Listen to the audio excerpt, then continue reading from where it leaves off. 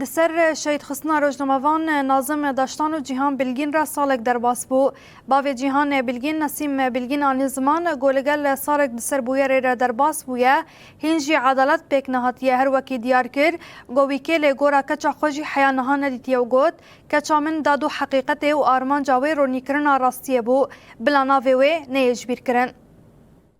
گلکی جی بنسان را دیالوگاوی ابو حج حوالات کر حج قومیتا خود کر و پای دا پای گوچوجی افد جاراز چما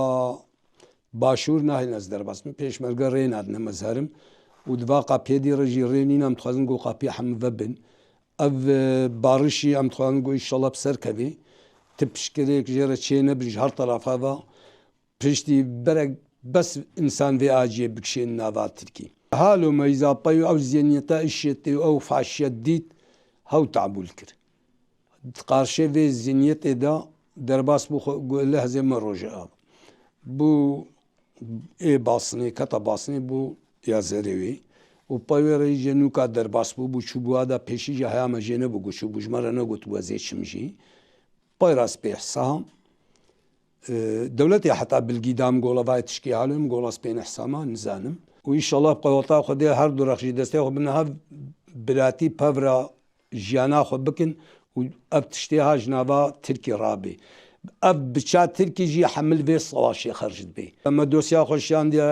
اوي مدايا وانا ابو قاجي الدوري دنا وامتكنو ناكن والماي ناي دان والماي جي هاتبان دان بلكي مديسة جنازي خواني بانا يعني إنسان كي جو ميزني إنسان كل دركي بي وجنازين القامبلي تشافي بي يعني آجي كصورة وبا حقيقته بو تشكي بيسي لحبو بيفرد بو بيد بو صادت تشتار راستي بيلش ما يتكر تشكي نويجي ندقود تشاوا تشيبانا جهر درخات شلو تشيبانا أو دقود بس حالو از بيجم قرأك